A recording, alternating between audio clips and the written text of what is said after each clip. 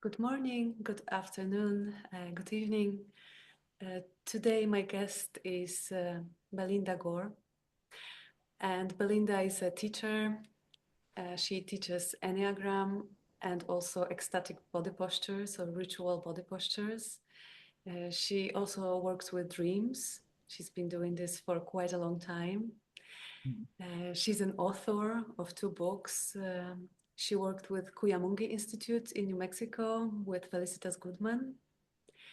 And she's an artist. She also created a tarot deck with ecstatic body postures. And she's just an amazing woman that I met many years ago, half my lifetime ago in New Mexico.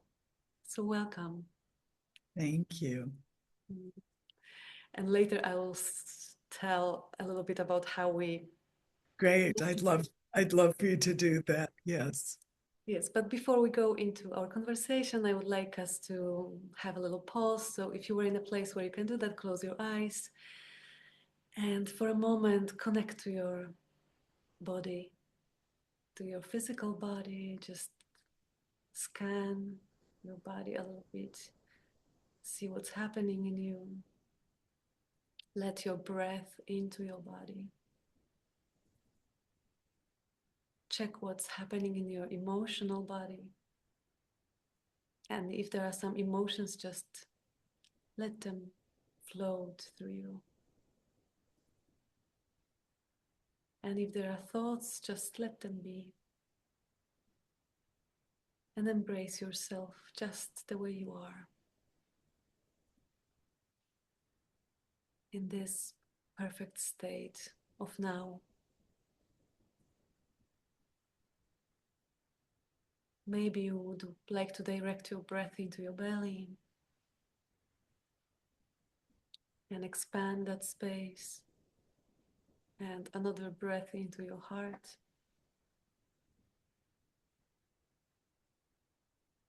And I would like to invite our spirit helpers into this space, all of those who walk beside us, who guide us, who help us, who protect us. I want to invite our ancestors, those whose gifts we carry, who speak through us, who live in our bones and in our blood. Be with us today so that we speak from our hearts and from the source, and so that the words that we speak touch whomever is listening.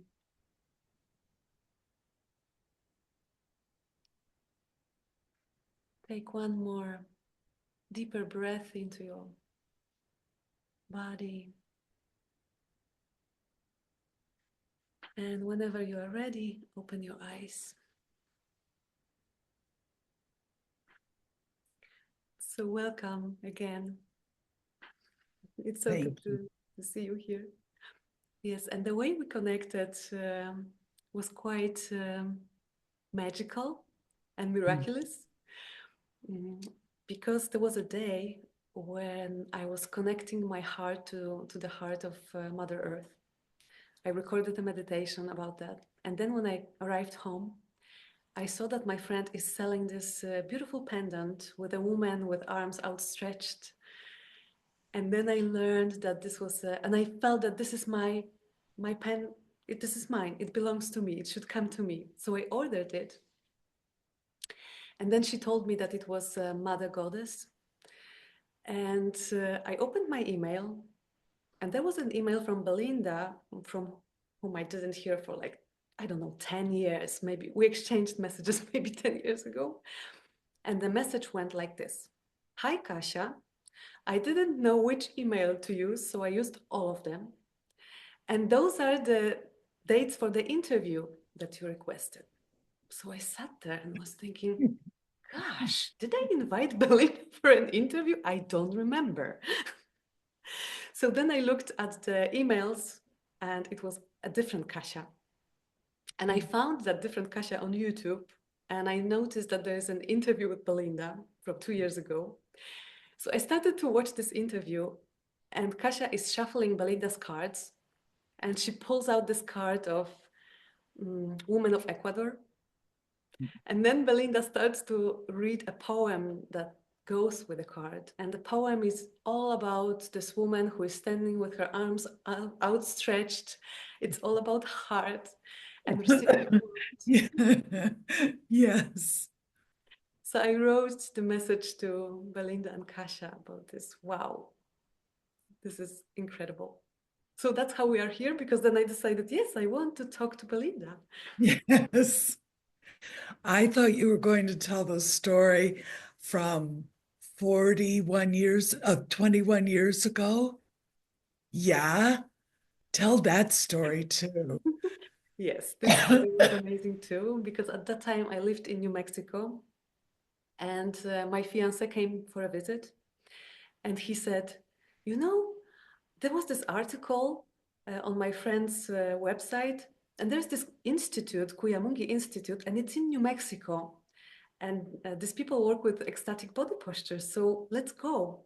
We are in New Mexico. This is going to be wonderful. So I connected to Belinda. I don't remember the details, but we went uh, to you. North And of you Santa Fe. and you invited us to this workshop. You were so gracious. You invited us to ecstatic body postures workshop. I was amazed how that worked. And then I learned that you wrote a book about that.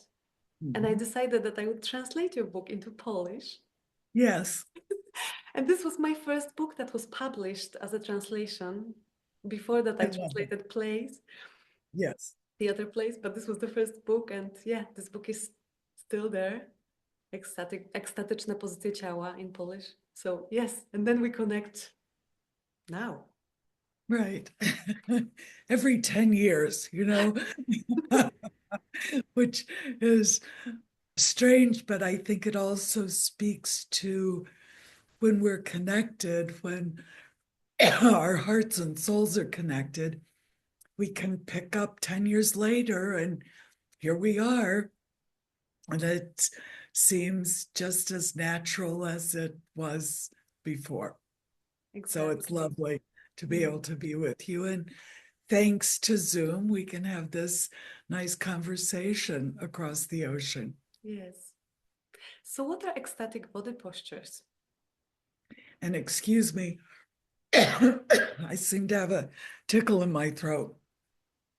Ecstatic body postures is the term that my teacher, Felicitas Goodman, gave to the work that she was doing as an anthropologist.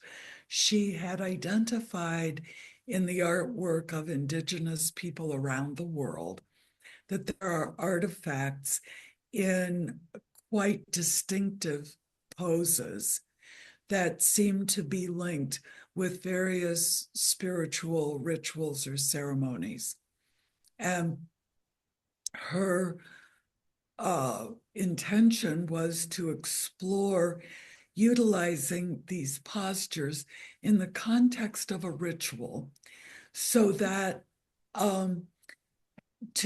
because she was starting out trying to teach her students, her university students, how to enter an altered state of consciousness, what as an anthropologist she called the religious altered state, and to be able to do that without drugs or substances or extreme activities. And so she experimented with utilizing a variety, a sampling of postures. And it's quite extraordinary. I've been doing this work for just over 40 years, and I still am quite taken with how effective this very simple process is to allow people to open themselves, to have a connection. Felicitas called it the alternate reality. Some people call it the invisible world, the world of spirit, whatever, is that what we connect with in our dreams, sometimes in our meditations, sometimes in sessions with psychotropic drugs, perhaps, is there's a spirit world that's very real, and we have the ability to interact with it if we know how to open up our natural ability to perceive in that way. And why would we do that? Why would we do that? Mm. For me, it is that we live in a very complicated world, and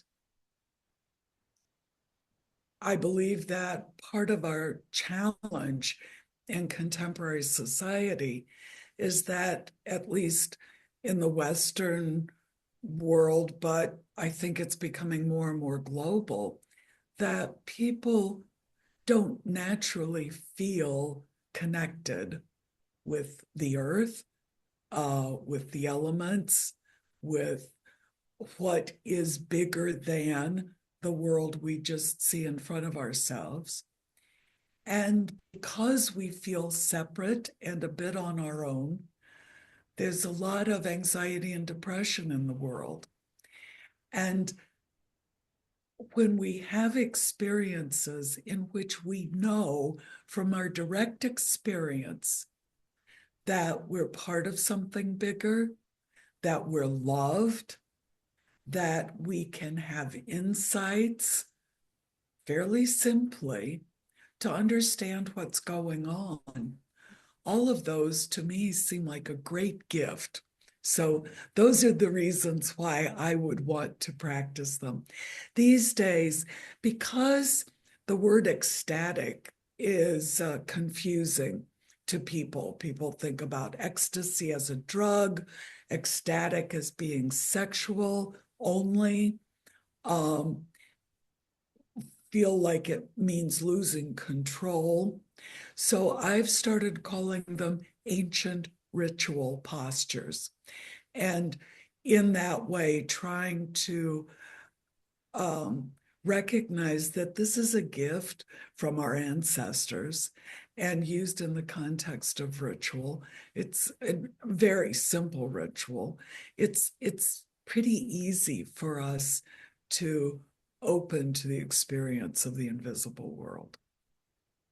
So we need this ritual in order to work with the postures. Yeah. When Felicitas, as a religious anthropologist, identified what she believed was, from her research, the very most generic ritual structure. And there are 5 basic steps. And one of them is just that we come open and prepared, anticipating a positive experience. And in the context of the actual ritual that we do, we do a smudging with the smoke of a fragrant herb or a resin to just help clean our energy field and trigger the awareness that we're entering into something that's special or different. So that's the first step. The second step is that we create sacred space. And that just means that we feel safe. And it can be any place. And we generally use different colors of cloth to recognize the 4 directions, east, south, west, and north, and then above and below. And that just creates a sphere in which we're enacting this ritual. So we come prepared, we create sacred space. The third step is that we do a very simple meditation to calm our minds, because for most of the people I work with culturally, there's this engagement with the mental process all the time. So it's really 5 minutes to slow our breathing and focus in our belly and let all the thoughts calm down. The fourth element is the element of sound. that rhythmic sound helps our nervous system recognize a change of state. Felicitas said that we have to do something to the body to help it know. The body can know that it's time to shift. And so I use a rattle, you can use a drum, we have them recorded, but just that absolutely regular sound um, trains trains the nervous system to a very steady rhythm that then we can focus on the fifth step, which is the posture itself. And so we have identified a number of postures from around the world in the Oracle deck that I created. There are 52. I'm working on another deck, and I finished 24 cards. So I know. So there are, in fact, some postures that you see all over the world, and other postures seem maybe just in one or two different places. So there's quite a variety. Incredible. And I remember the workshop that I participated in, Yes, and that we would go into a specific posture, then we would come out and talk about what happened. right. And people had such similar experiences. If it was a meeting with the spirits posture, and people, I don't know if they knew before you introduced the posture, what kind of posture, probably Yeah, not. And then they had all meetings with the spirits. If there was a healing posture, they would all go into healing. And it was incredible to me that we would all go into similar reality or similar right. space. Yes.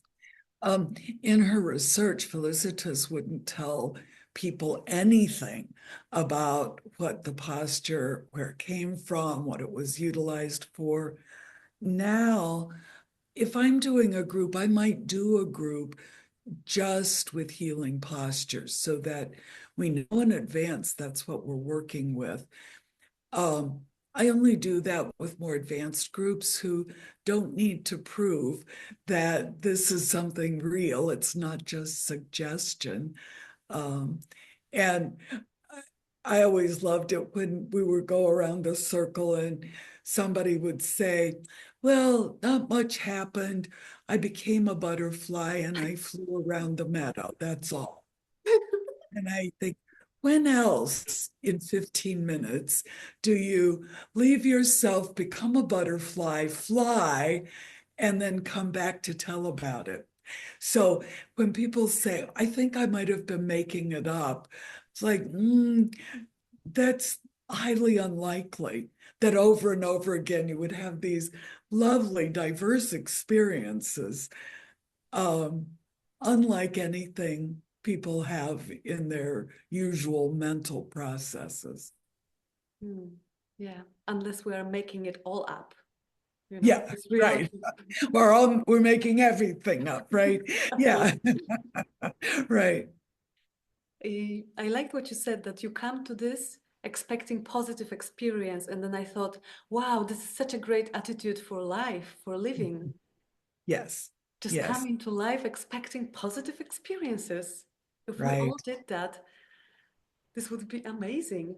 True. And from my point of view, um, the world offers all sorts of experiences.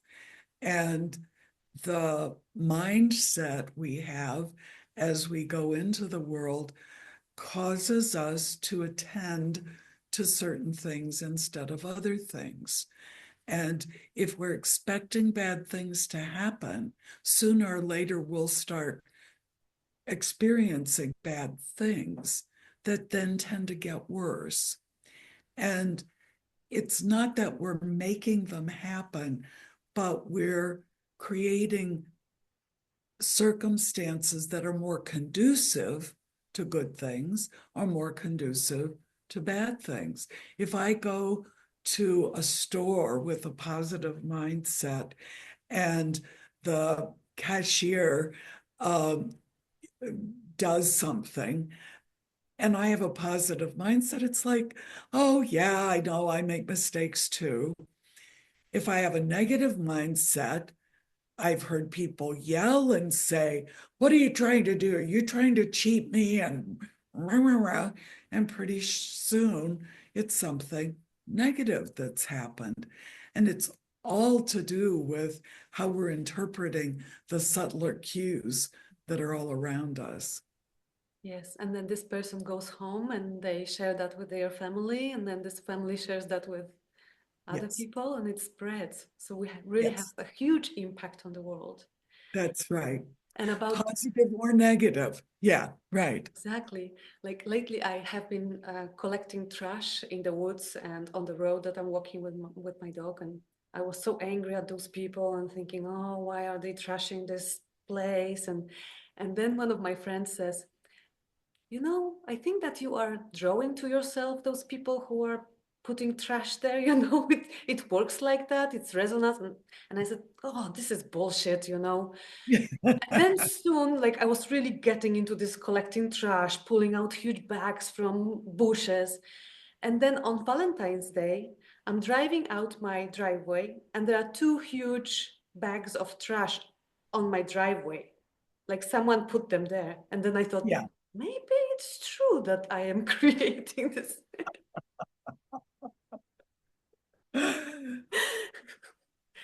Yeah. We can experiment. At least it's worth, I think, having us, if we experiment with a positive mindset or a negative mindset and just see what happens. uh, we're not asking anybody to believe us just because we say so. And that's how I feel about the ritual postures. It's like, I'm not telling you what you should do. It's like, but you could try it and see what happens for you. And then when people have positive experiences, it's because they've chosen to explore it. Mhm. Yeah. You know, it's a little bit like I believe that there's everything in the world. And when we walk down the street, we can focus on those things that are beautiful, or we can focus on the things that are ugly. And it's going to be the same walk on the same street. It's just Right. whatever we are picking up with our awareness and wherever we put that light of awareness, that shines back to us its own light. And with the postures, could you tell us like what kinds of postures there are? Because there are different categories of Yes. postures. We, uh, when Felicitas was first doing her research, um, she realized that some experiences seemed more for healing, and that postures that are really good for healing often create experiences that are very physical, that are, a flow of warm energy, or even a place that needs healing will be painful during the rattling, but it'll be relieved afterwards. Um, Sometimes people have experiences that are very traditional shamanic experience, like of having your head taken off or, your body pulled apart. Um, I actually came to enjoy that. The bear spirit, or grandfather bear or grandmother bear, um, are recognized healers in many cultures. And I would just get used to having a hole drilled in the top of my head so all these bad thoughts could leave, or, having my body taken apart and put back together again so that it would work better. But healing postures are more of an experience in the body, unless we're using the ones that help us direct healing energy to someone else. And those, interestingly, often have a partner. They're often male and female, and the partner is the male who gives energy to the female healer, who directs energy then to someone who's in need of the healing. So there are other postures that are good for what Felicitas chose to talk about as divination, which really means just asking questions and either hearing or perceiving an answer. But in the postures that we call divination postures, it's much more likely that people will hear something. Not necessarily as though it were in the outer world, but within the inner ear, you know. Uh, uh, Spirit journeys often have movement, and we may be flying in the sky or going to the beneath world. Metamorphosis postures are to give us the experience of our energy bodies changing form. Now, we know from, well, even Carlos Castaneda many, many years ago talked about changing, that a bruja or brujo would change into a crow or a coyote or something. I don't know about doing that completely, but I know what it is to feel the experience of maybe growing wings like an owl and feeling the power of being able to fly, or of jaguar in the jungle, and to have such a strong, lithe body. It's often helpful when we're stuck in a certain pattern to do a metamorphosis posture so that we can learn what it feels like to not be in that stuck pattern.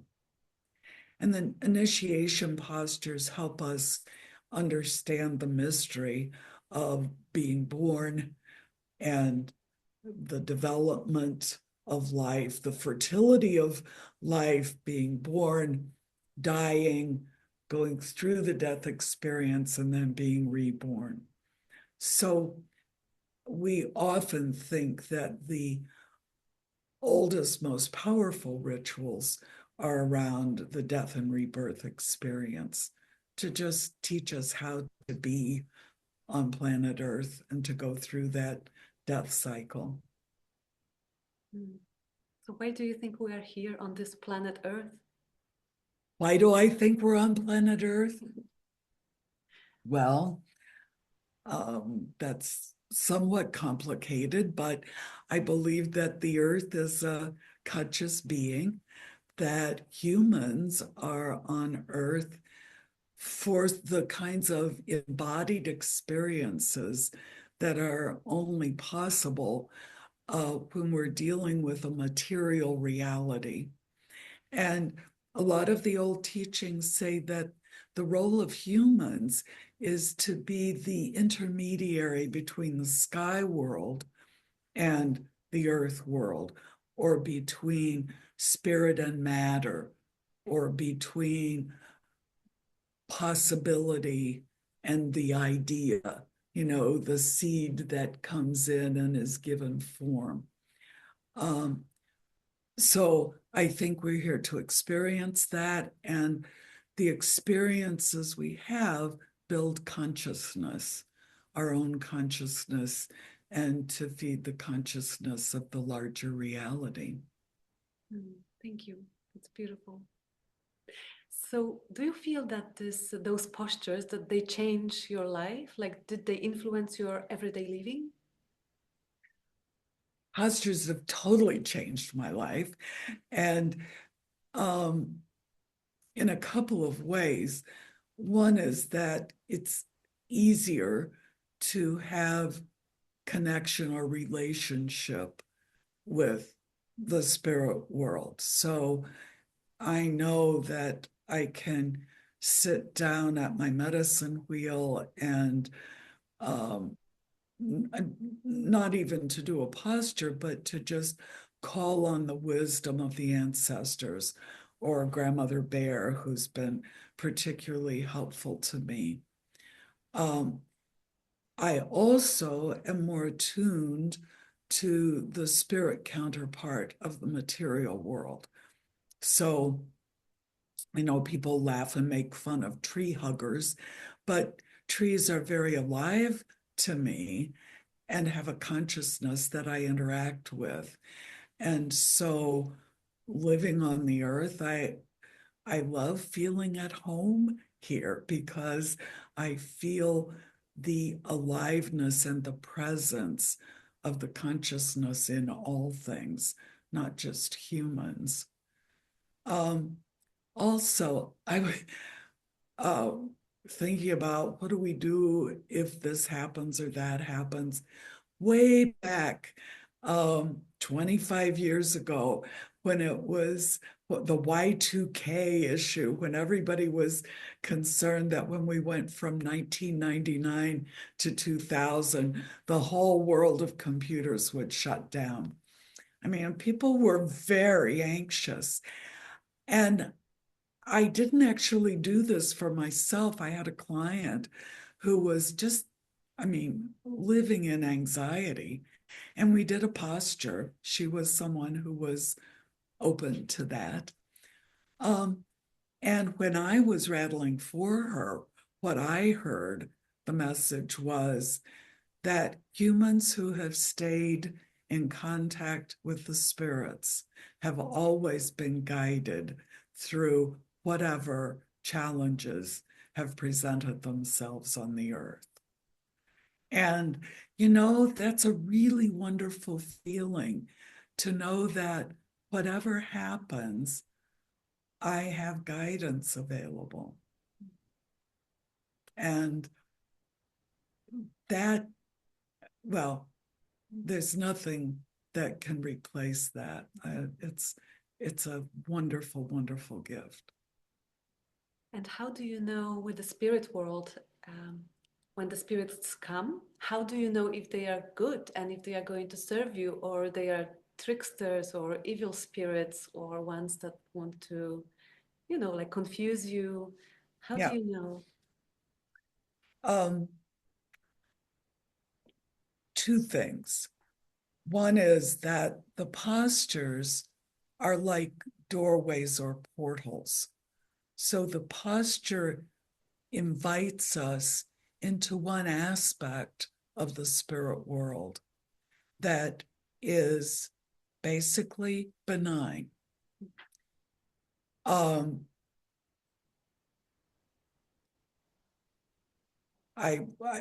I'm thinking about there's one posture we never taught. It's the Australian bone pointing posture that directs energy, and it can be negative energy to harm someone. But the other principle is that like attracts like. So if I'm wanting to harm someone, I may very likely attract to me spirit energies that enjoy being harmful. So I have to be aware of my own inner desire. Why am I making this contact? And if my intentions are based on love, then I feel assured that what I attract to me will be based on love. And then over the years, for instance, as though Grandmother Bear is always available to me. And if I'm unsure about something, I call on her help.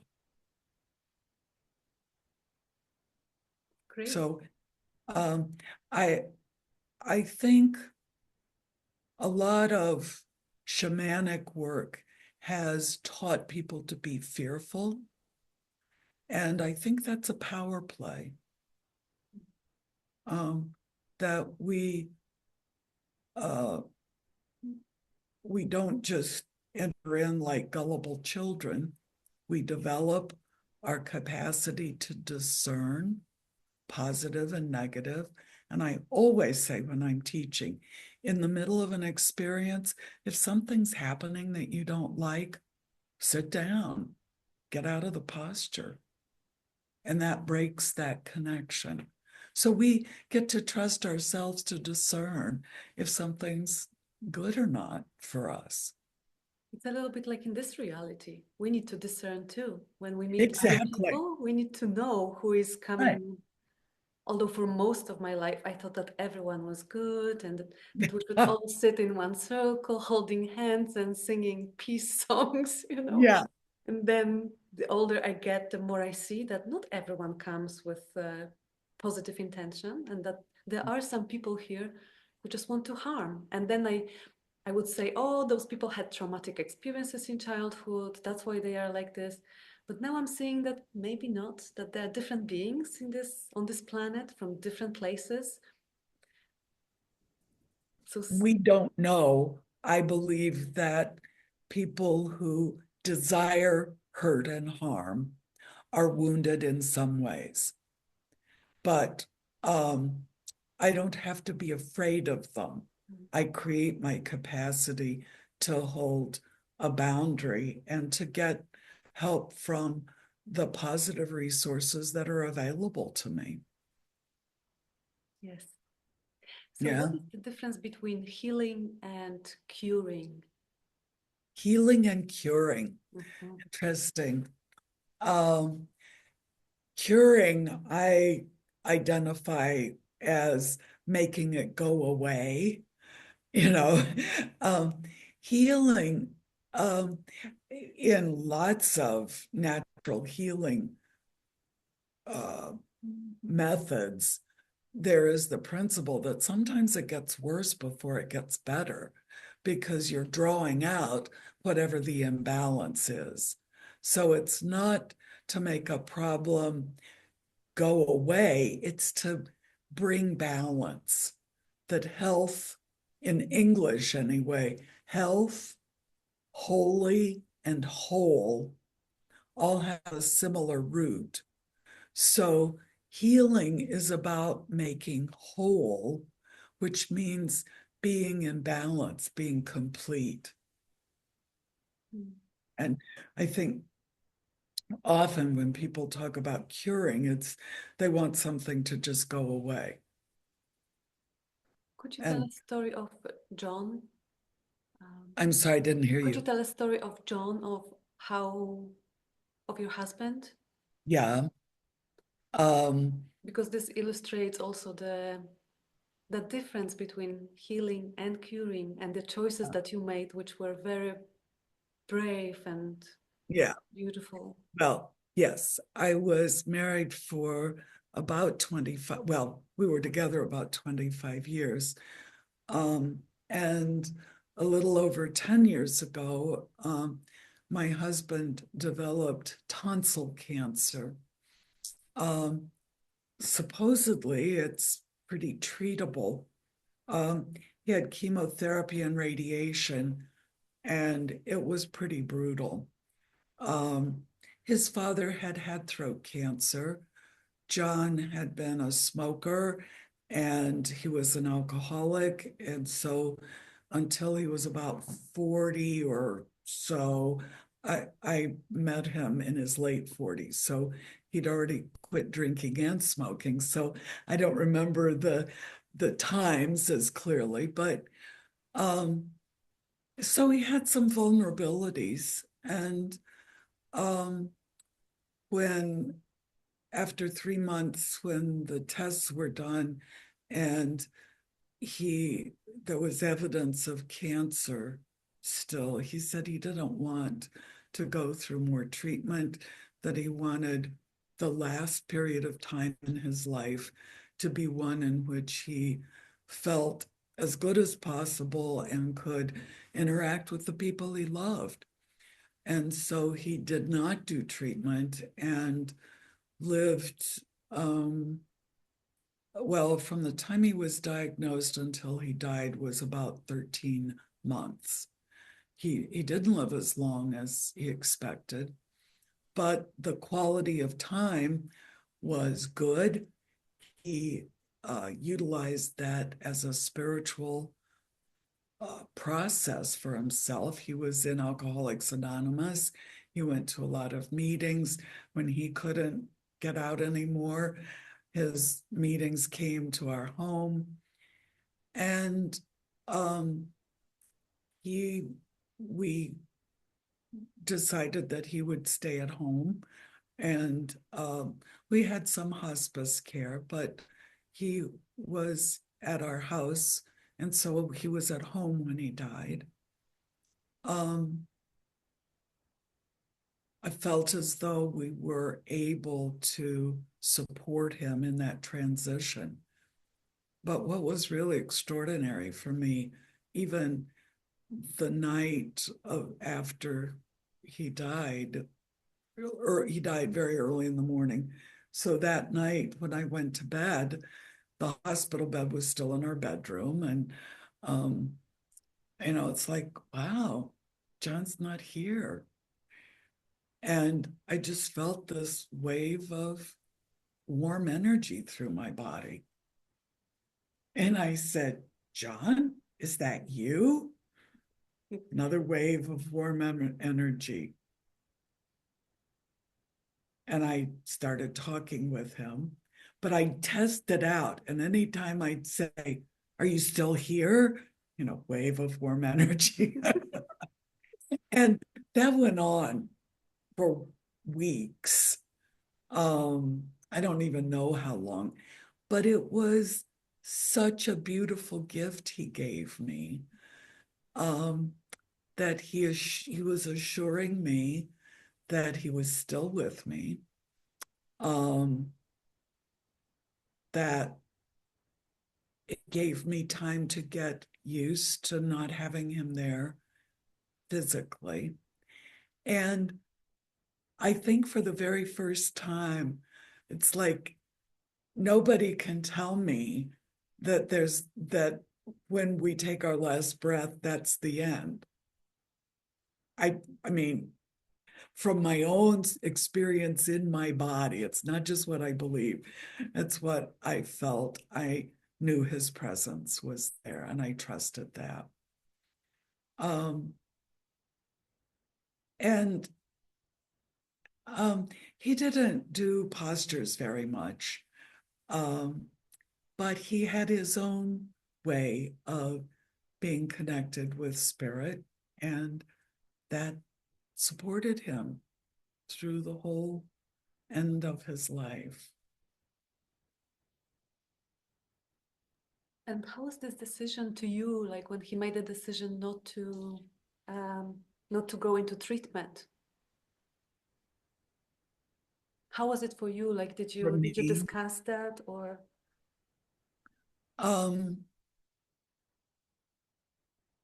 I had seen how much he suffered. Radiation on this part of the body is hard. And mostly I just trusted him to know. Um, um, well, I'm at a loss for words, because it was like I'd already known he had cancer, and I knew that his life was going to be shorter, but it's like he's going to die within the next couple years. He died sooner than that. It's like, I can't deal with that. Too bad. I mean, you have to deal with it. And so I had to find what I needed to be able to be present with it.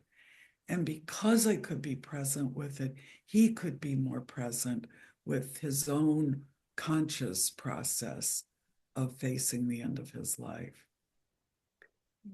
So, in a way, Yeah. that was healing, yes? He went through his own healing in his sickness. Yeah. Yeah. Yeah. He paid attention. He knew what he needed to do. And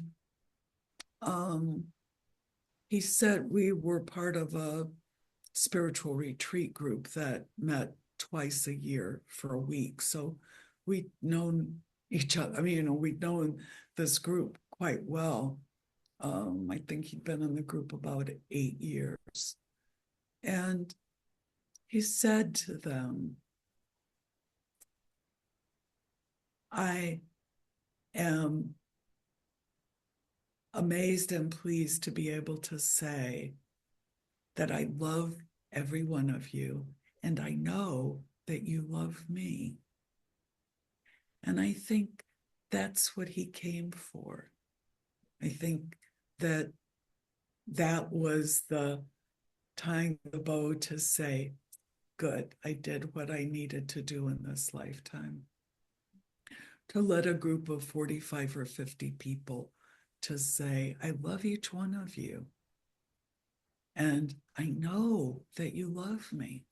I have registered it. I feel it. That's very powerful. Yeah. Yeah. How many people can say that Yeah. in today's world? Mm. Right. Because he had to work with his own issues of self-judgment, things he was ashamed of, all that stuff to let in the love that was available to him. And I really think it's one of the biggest issues on the planet is that people are defended against allowing in the love that we long for. We crave it, but then we're afraid of it. Yeah. That just me deeply. Yeah. I'm really moved by what you I'm said. glad. Yes, because it means to me that your heart's available, you know, that, and you're allowing your heart to be touched. I guess it depends on the kind of love that's coming. It depends on the plot. I'm sorry, I didn't, It depends on the kind of love or the who kind of is love. bringing the love. Yeah. Yeah, yeah. So Well, love is basically pure, and then it gets filtered through other people's needs, and so sometimes we're loved by people who can only love us partially, but they're doing the best they can. Um, this journey on planet Earth is a curious one. mhm. Yeah. And how do you see the changes that we are undergoing right now? Because it seems that we've accelerated on Yes. this journey, that we are like rolling fast right now. Yes. Um, I'm not an astrologer, but I follow astrology, and certainly there are lots of indicators that we're in a period of things moving very quickly. And the political situation in the United States is one in which change is happening very quickly. Um, uh, the inauguration was just 1 month ago, and um, needing to, my guidance is our job is to stay centered and grounded, to ask for guidance, and to just, for me, it's to whatever I can do to help whatever's going on to be helpful, make it clear to me. And sometimes those things seem really simple, but if I ask for what can I do, then I know that I'm participating in a movement toward a positive outcome. Well, outcome. There's always change, but that we can move through the present situation in a way that can serve a greater good. But we have to stay steady with staying centered, grounded, meditate, ask for guidance, and sustain community, support each other so that we know we're not separated or isolated or alone. This is like a pandemic now, the loneliness, and people are Yes. divided. Yeah. Yes, the pandemic set up a certain kind of loneliness, but also an attunement to how powerful and important connection is. So some people had to learn how to have connection. You know, we saw people standing on their balconies singing to each other or things like that. Um, Whatever it is, that we need those same tools now, even though we're not in the midst of a pandemic. We need to utilize the tools to overcome loneliness, to build intimacy. I just had a group right before you and I were talking at some senior coaches, life coaches. And I think that we're even modifying our nervous systems to learn how to be intimate over Zoom or whatever platform we're using, how to build connection and perceive the presence of another and exude our own presence in this way. And some of us are learning how. We're training our nervous systems. So you feel as present to me. Well, not exactly as present as if you were sitting across the table from me, but very real, very present. And we can sense each other's energy fields.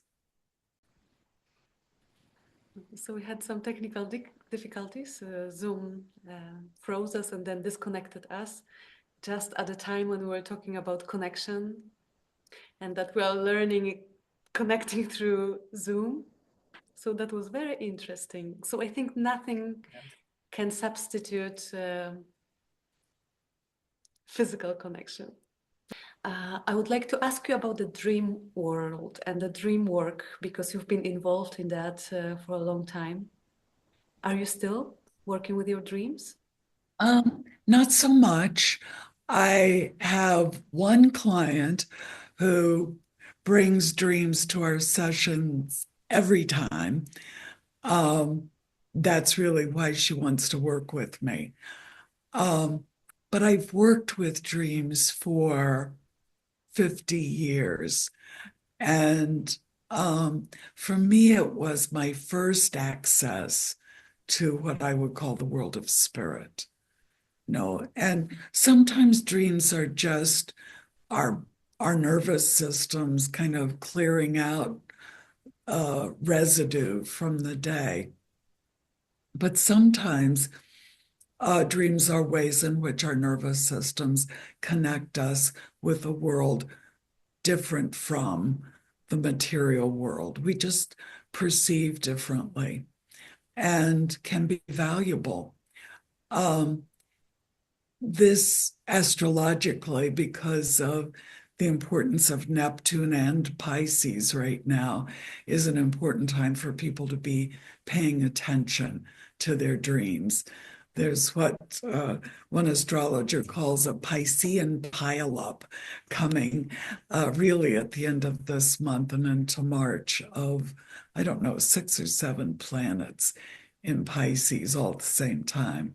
And Pisces is the uh, energy field, the area in our lives in which dreams are significant.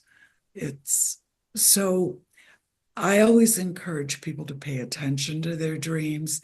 And often when they've been having like we might have a workshop or we even just one session um, on Zoom with a posture to pay attention to their dreams because there may be more information or other experiences coming through in that way. So, do you feel that this is the same reality that we enter in a dream time and through working with the body postures? Um, well, in some sense, it's all the same reality. And it may be our means of perception that's changed. Um, it reminds me, it's funny that you would bring that up. Felicitas died in 2005, and she'd had a series of strokes, so she was in a nursing home. And I was reading her the book, the last book she wrote, called My Last 40 Days. And it was about making the transition at death and into the alternate reality. And I asked her something about anticipating her movement into the alternate reality. Because of the strokes, she often couldn't speak or very much. But in this situation, she looked me straight in the eye and she said, Belinda, it's all the alternate reality. And I thought, that's exactly right. You know, this world being a configuration uh, that we believe in as being a separate material reality. And in one way it is, but in another way, it's all the alternate reality. I loved it. Yeah. It's great. Yes. So, is there any experience with the postures that stayed with you in particular? Well, many of them do, but what came to mind right now, this was so many years ago.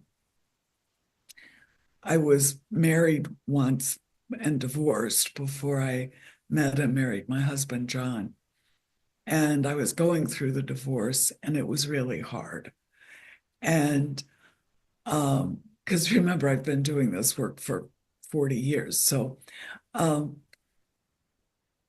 I don't know if it was the bear spirit posture. I don't remember what posture it was, but the bear, big brown bear, but probably a grizzly, it was that size and quality, came up to me and unzipped himself from his chin down, opened himself up, and from behind just took me into his body.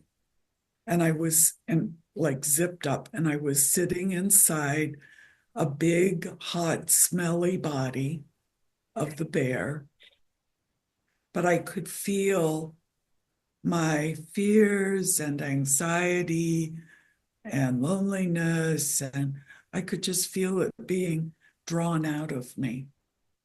And then at the end, he unzipped and popped me out, and there I was.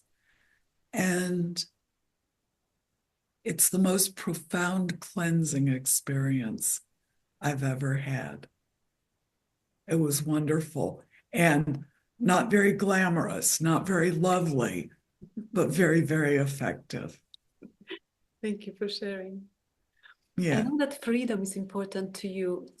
So, what is freedom to you? Mm.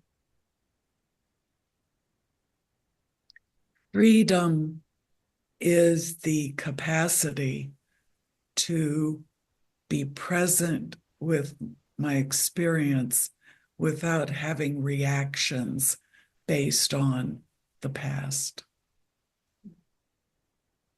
So that freedom is I can be right here, right now, fully. And in being able to do that, I'm not hindered by fears or anything. And then I can see clearly the next thing. Now, I'm not there all the time, but I know what freedom feels like to me.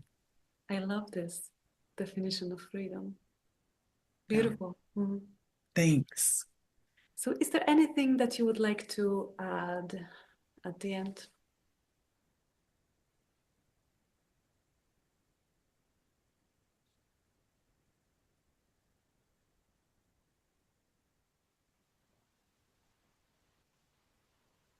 Mm.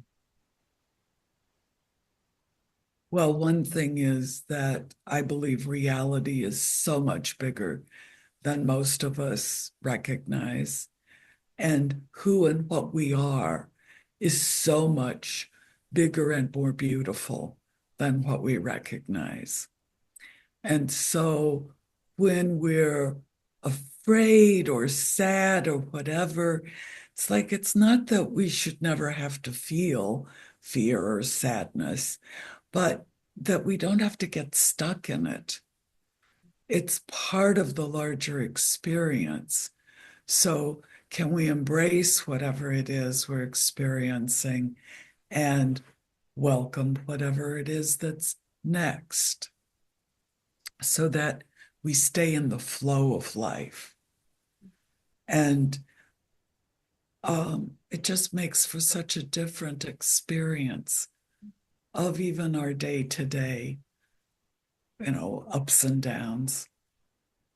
And I know the truth of it. I can't practice it all the time, but I think it's always valuable to have some kind of meditation practice, some kind of practice that lets us stay in our hearts for a while, get out of our heads, and that we're not alone in this. And if we reach out for help, for support, for guidance, it's there. But we have to use our discernment so that if what I receive as guidance, it's like, does this feel right and good? Yeah. And if I have to ask 12 times, that's okay, because I'm learning to discern what feels right and good from what maybe isn't, is maybe just some of my old fears catching up with me. which That's means probably enough for now. Yeah. which means that you don't always listen to what you receive and you don't always follow. Um, I want to really sit with something. Um, I can tell the difference.